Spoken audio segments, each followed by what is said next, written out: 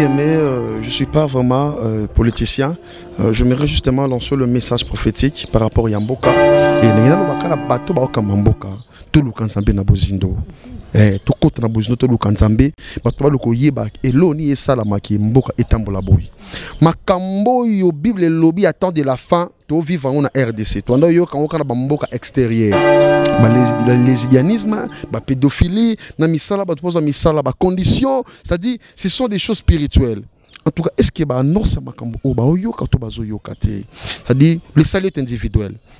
Mutra muta luka salut na ndenge na ye ma c'est important tout le kanzambe na bozindo délivrance ba luka kango ce qui ba beta c'était na mboka kembo yoko bongati monta loba bongo aloba maloba. Nous avons reçu un pouvoir de l'autorité, de la parole, de changer les histoires. C'est-à-dire, si ba loba ki kembo ke bongate, je prophétise en tant qu'un prophète de Dieu qui na ne auto kota.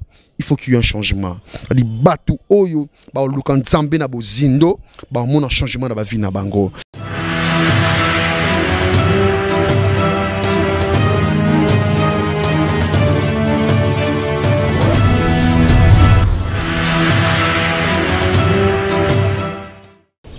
Bande ko balandi émission to lobela mboka Congo na pesi bino mbote esika nyonso ezwami bino pe etika ete kimia nzambe tata eingela o mabota mabino bande ko lelo tozali ko lobela mayema zali ko la République démocratique du Congo mingi epa ya ba prophète pe ba pasteur na biso pamba te bango bali na charge makasi ekolo Congo ekufi mingi po ete yi politique ekoti kule pa la bango lokola lelo to kamo ete prophète mukuna to pasteur mukuna la mwika kabola tonga lobi marche zali kasi onga la kele ko luka penza la tambo la lobi esengena luka vraiment prophète et fata. Hein? Akobakiselo ko monga linga ko benge mingi meta musula bungi yango mais sengeli penza ouvre-toi alobi mifungola ndenge Jésus Christ alobaki Lazare ouvre-toi sors-toi là où tu es alors yepe afungola biso mwa moke to landa biso la bino esiko to analysaka mbote vraiment mbote mama océan et balamunene Zambalo la pambola yo. Je suis également béni, je bénis tout le monde, partout dans le monde, les quatre coins du monde. Zambalo la zanabino, déjà ba meilleur V, ceux tous les qui sont dans la chaîne Oyo, c'est-à-dire qu'ils ont un makambo ya koloba na sena moi, c'est-à-dire que la makambo zo le kana sena moi tout autour entour il y a ba famille, il y a ba individu, il y a mboka. Tous ces gens, les histoires sont liées avec la spiritualité. Et c'est vrai que les gens makambo le bon pour na mboka Oyo, peut-être ils sont liés dans la vie à bateau, parce que la Bible dit la bénédiction dépend du pays là où tu es. Les choses essentielles au bon de la peuple Namboka. Mais quand on a besoin qu'on a réalité à vie à bateau d'une manière spirituelle. Bateau banda qui année 2019, mais n'ing année aussi là. Apparemment comme si ma camarade toujours répétitive. Et n'ingane c'est des bottes en Zambie qui malgré temps, malgré âge. Le miracle est encore possible. Ça dit Nzambe allo la bonganité, il est le même hier, aujourd'hui, éternellement. Vraiment, merci vraiment, papa Nabiso prophète Nabiso Penza, ouvre-toi ngala ngara kombo la pambate lobi to fungwama. Yango peto le belamboka Kongo ngapo oceana fungwama ke balo eboya mbindo. Kasi papa na ngai. Na makambo ezali koleka na République démocratique du Congo pe na bino ba prophète oyo kolobema ba mari de nuit. Ba esprit mabe balati o molimo moko ko balate basala boye papa langa pona makambo wana yo ko koloba na nini pote yango ndezali ko bandela makubandela ma pe bondoki yo koma leloke soki bokomi na mbula siko komona bato so ba veille de prière ko sambela bisa kwa o mobala butu o boye na boye o makambo ebele papa langa yo fungola kapo yo fungwa déjà nini ko koloba makambo wana. Merci beaucoup pour cette belle question. Ngana répondre yo que bah, mari de nuit, bah, femme de nuit, ce sont des réalités spirituelles. Et la plupart des gens qui sont en train de faire semblant apparemment comme si la vie est limitée. Et la Bible les autres va chercher d'abord le royaume des cieux et ce qui reste vous sera donné. C'est-à-dire, Nathan Oto comme qui n'amboule si katonito kota, bato basala ka semblant ya koluka nzambe. Or, la Bible dit cherchez l'Éternel pendant qu'il se trouve. Et ils ont belé à bateau, ils ont traversé des problèmes dans le foyer. Instabilité dans la famille, dans manque de travail. Tout ça sont toujours à l'origine de l'esprit. Mutako bosana bisika bimérité mais azonga ayibaka bisika zokende. Et pelé abatuna sena moyi ba abandonner Nzambe. Natan otokomi Bible zoloba dans les derniers temps beaucoup abandonneront la foi, ils s'attacheront aux esprits séducteurs, au manque de flétrissure, docteur Amabé, enseigner paroles vaines. Au monde, la doctrine de démon. Et tout le monde qui est belé à Batou, la fête qui du 31 décembre 2019. Nous avons fait appel à Bandeko Oyo et bazo traverser le même problème. Qui année autre côté à Sika et Nzambalo Laza côté lema pour un nouveau départ. Na vie à Moutou na Moutou. Au moins, même Mboka Nabiso, il y a des prophètes, il y a des prophéties qui ont été prédisées dans Mboka Oyo, mais Batou Bazou Makamosu Batapango à côté. Mais il y a que même Batou Baka Mboka, je parle d'une manière spirituelle. C'est-à-dire, Oyo Sam qui Moto Banano na Molimo. C'est-à-dire, il y a des certains histoires, peut-être Bossa l'Assemblée, Batou Bossa l'Assemblée, par rapport à Mboka, d'autres une question à répondre. Il y a un messieurs, à l'écart Mboka Oyo, à Loba et Lomoka Lobi, après moi, ça sera le délige. Peut-être Batou Banégija Makamosus. Bible Zolo, la vie et la mort sont au pouvoir de la langue. C'est-à-dire, ils ont battu Mouta Lobi Makambo, Boutikango Leka, Elekinango. Et à Lobi, Mboka Oyo, ils ont la forme revolver, ou sa gâchette, ils ont RDC. Qu'est-ce qui fait que na katia Mboka, tous en Makambo et belé, tous en la richesse, auto obete la tolo, mais ils ont battu belé, ba xilisa, ba classe, ba licencié. Atika le monde a ta manganèse. Atika le monde a ta diamante.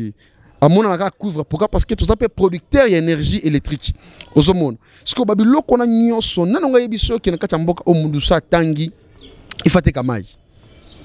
Il y a des intellectuels dans ces pays, il y a des ministres, ils ont un bateau dans Mboka Oyo, mais tellement Mboka ils ont un ombre. Moyen de mieribima exacté. Et raison pour laquelle la Bible dit l'unité fait la force. Il faut to sangana lokola mutu moko libota na Nzambe. To luka Nzambe na bozindo pour ébeler ba promesse bato bazwa misusu ekokisa mate pourquoi parce que ba tapa à côté. Aux monde même Mboka ils ont besoin de délivrance. Même notre pays a besoin de la délivrance. Pourquoi parce que la délivrance se cherche. Qu'est-ce qui fait que expatriés au bazaba paya bazo bénéficient de la richesse que Mboka na biso. Oh, les gens qui sont les autochtones, les originaires, d'une manière physique et spirituelle, Mboka Oyo, baza censé bénéficier de l'héritage Mboka na bango. Ozomona, Nzambe tanga zobisa Abraham alongwa akina patrie mususu, c'est-à-dire abongisa makambo o ezana descendance ya Abraham. Nous avons reçu Jésus-Christ par la foi. Mais qu'est-ce qui fait que Mboka peut tambola bienté?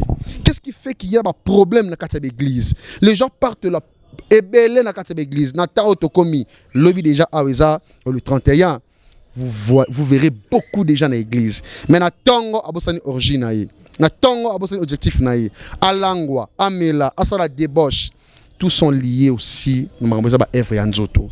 Raison pour laquelle la Bible dit on doit abandonner, on doit fouiller, il faut to kima babiloko wana ceux qui to ko luka Nzambe te to zala ka esclave yo muto zolanda partout le monde na ibisa yo ke tant autocomi que ça l'assemblée. Diable il faut qu'on dévoile. Il faut qu'on bimisa na poissa.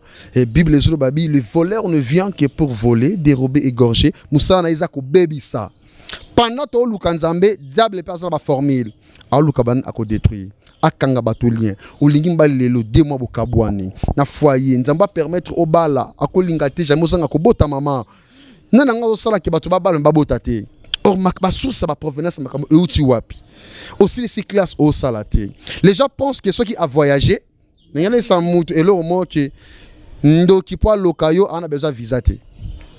Ndo qui peut locayo malédiction pour la vie il y a besoin de passeport. Mais mutu on a encadré, poussé par le Saint-Esprit, assidu dans le verre pâturage dans la parole divine. Il sera protégé. Nzambe a protégé kaba oyayi mais na ba famille so otali ba confusion ko tebele na stadi à peine bandeko o baza di bande ya Mboka na Congo en Afrique partout dans le monde ba lamuka ba luka Nzambe to luka Nzambe ba prière ya ngai kutu nazana ba na ba témoignage ya pesa te pourquoi parce que vraiment ko zongo moi muke malgré to ke le père moi lombango bande ko langa la siboyoki alobi na Congo na poto na Afrique ngele to ba indonio so bolamuka ndelo ko tozolo ba soki bolamuki bokolamuka la benga kaye pasteur o alobi fungwama ouvre-toi ngala lingaka wana po kombo wana nde sala kanga bana alobi ah oazalaka mutu la Nzambe ya solo papa osimbi kasi na lobi lokola yo ko fungola biso oyena mutu afungwama.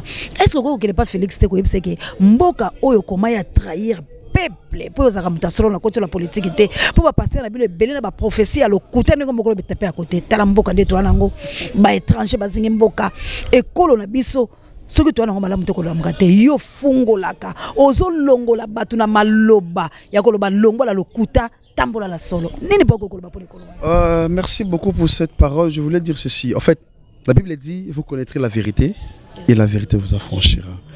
Mais c'est ni apôtre, ni pasteur, ni prophète, ni opéra un miracle. C'est Jésus-Christ de Nazareth lui-même qui a les fondements, la vue, le chemin et la vie. Ndi asala miracle na vie na volonté de mon Nzambe. Pas prophète ngai pe na sepelaka mingi ndengo zali ko fungola po lobi ouvre-toi. Yango na tuna po uti ko yebisa makambuke otangi mboka lolenge ne zali ko kende na basakoli mususu lolenge bazali ko kende. Kasi tomoni tata mokonzi Kolo Félix. Est-ce que pe prophète ndenge yo fungola ka ndengo za ouvre-toi. Okoyi ko kende te pe ko fungola ye po atala ke grâce na yende mboke baby. Entre guillemets, je ne suis pas vraiment politicien. Je m'aimerais justement lancer le message prophétique par rapport à Mboka. Aux hommes Mboka, nous avons Mboka nyonso ezana ba principe nango, puis Mboka nyonso ezana ba coordonnées nango, Mboka nyonso ezana ba kambi nango. Mais dans tout ça, il y a le kinzambe zate. Pourquoi? Parce qu'il y a des parts et d'autres, il y a des bateaux, même il y a de certaines prophéties qui sont des prophéties de la chair. Il y a cause d'intérêt personnel. Nzambe aza mona mututé pa kosa aza pe mututé po abuka lokuta to pa bongwana. C'est-à-dire makambo aloba déjà yango e salama pe to vivre ngo. Et pour na mboka ngena ibisa libota na Nzambe ki to sangana to zala unité pe saka force. Parce unité zali ne pas force zali. Et ngena lobaka na bato ba okamamboka to lukanzambe na bozindo. To kota na bozindo to lukanzambe bato ba loko yeba eloni e salama ki mboka etambola boy. Makambo yo Bible lobby attend de la fin to vivre en RDC. To ndo yo kango kana bamboka extérieur.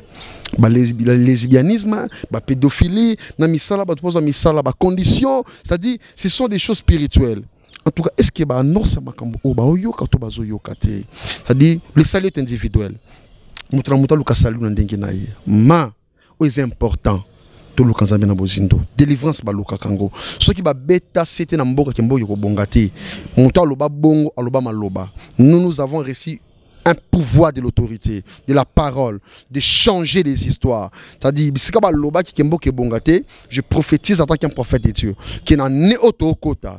Il faut qu'il y ait un changement. C'est-à-dire, batu oyo, ba lukan zambe na bozindo, ba mona changement na ba vie na bango. Et ça à niveau ya maladie, et ça à niveau ya trouble ya foyer, et ça même na misala, et ça même na katamboka. Nzambe assisitaka un prophète. À l'obi na Deutéronome chapitre 18 verset 18 à 19. À l'obi je susciterai au milieu de vous un prophète. Je mettrai ma parole dans sa bouche. Il vous annoncera des choses qui arriveront dans la suite du temps. C'est-à-dire, mikole zokende bato bata la ka physique. Et bon na molimo, to komi wapi.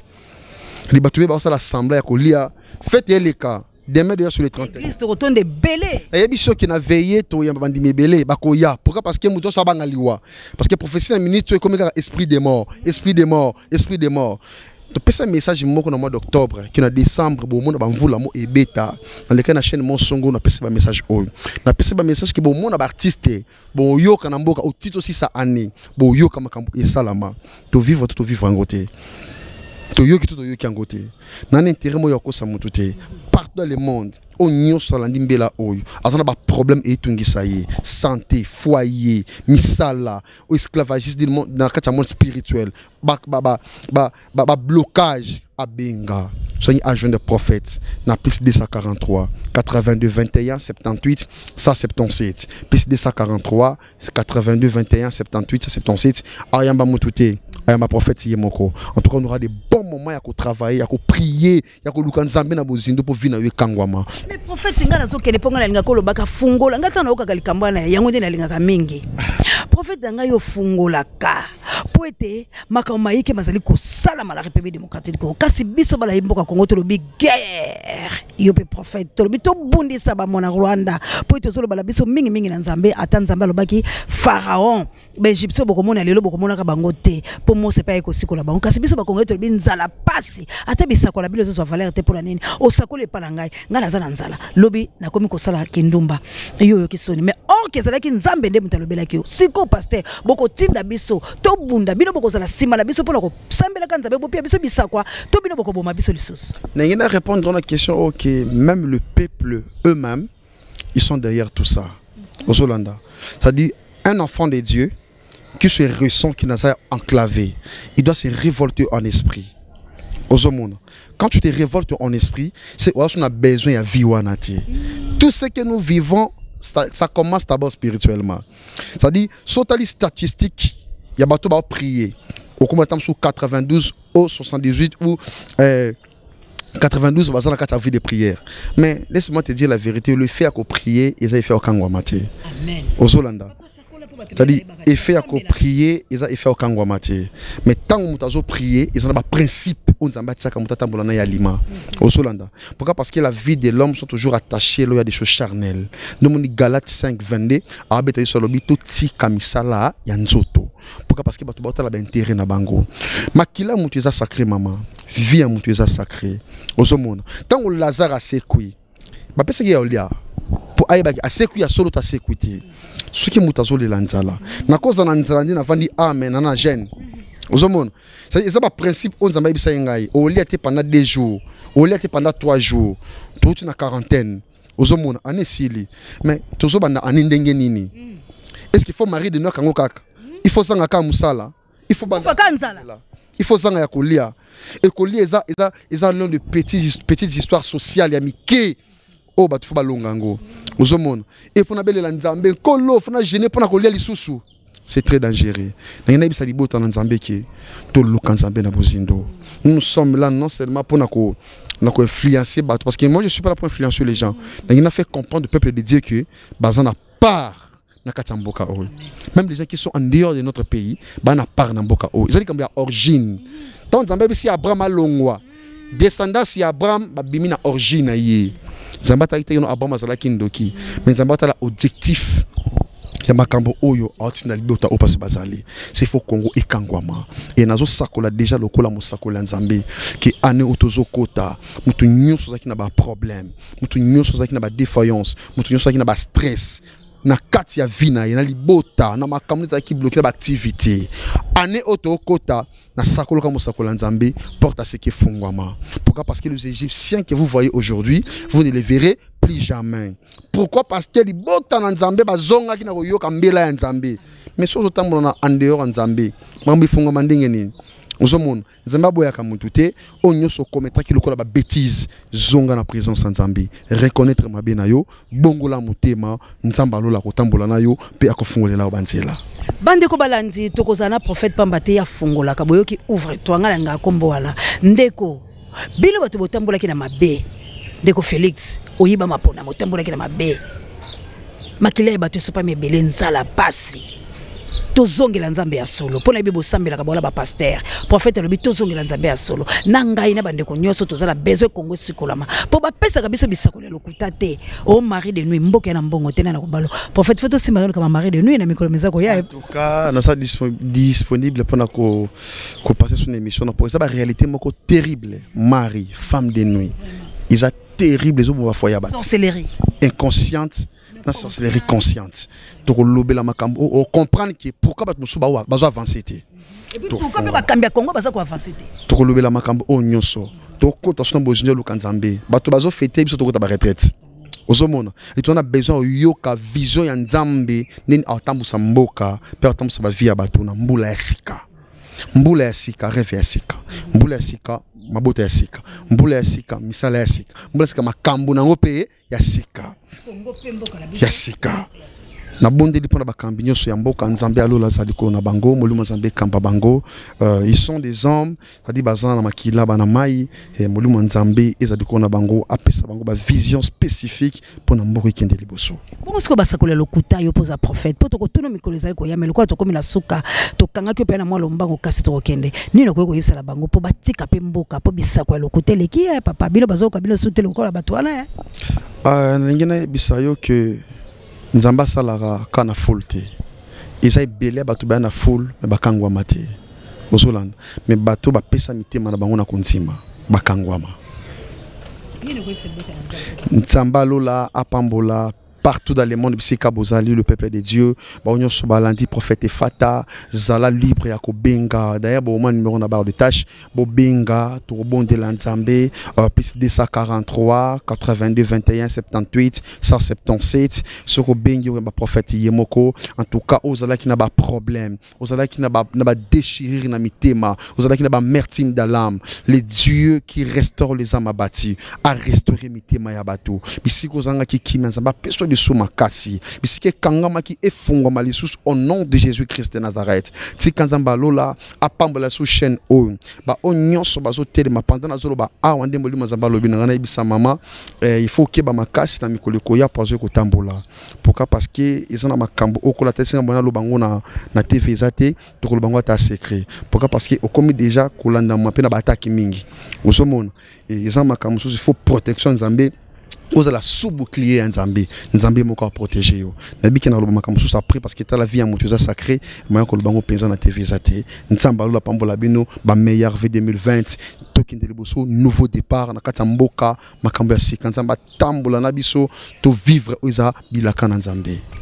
Bandeko balandi esengo eyingela pe na mitema na bilo pamba te tozwaki mosakolo ya Nzambe oyo afungolaka ngalengaka ouvre-toi efrate ezaki to kobelengaka ouvre-toi parce que ya fungolaka na siboyoki ete bandeko bokoluka biso bokozwa biso te pamba te tozingami na basakolo penza ya Nzambe oyo bazali koluka lolenge nyonso ete Nzambe tata abunda lolenge abundeleke bana Israël kasi matondo mingi eyingela bino nyonso bato bokolanda biso na océan du Congo na emission to lobela mboka Congo oyo bokobenga ye bokozala de cité po ete biso pe tozingami bobena na maboko na ye na Nzambe la ye azali kolela pe misala ya Nzambe ezali komemonisama. Encore une fois merci papa. Merci beaucoup maman Nganza papa Mbolayo musala no ekende liboso bo vertir etalisama aneto okota faut ba matériel ya lisusu Nzamba salongolo apeso ba partenaire parce que bisika otozo be la part Nzambe faut tozala ka libre tozala ka kimia opinion de l'esprit tozala pe na communion de l'esprit biso nyonso musala Nzambe ekende liboso parce que nyonso ezaka na molimo na musoni to kokate na molimo pour ça makamba kokamo. Merci vraiment na yo Alino Moke Monseigneur na plus 31 na mboka ya mama Dele la humble servante mama Mokonzi. Merci na yo ki la me plus 49 Bouklel Kondo et Fampeka tona libota bomba bolandi prophète vraiment pe boyoki malamu kabu ya l'homme puissant que Dieu vous bénisse vraiment na merveille na biso mwindo ya ngolo lokola Alino Moke ni naloba bolanda kaka océan du Congo bokoyoka prophète makamba koloba pe na bala bilaka bokozalaka de cité tika Nzambe ya lola apambola bino.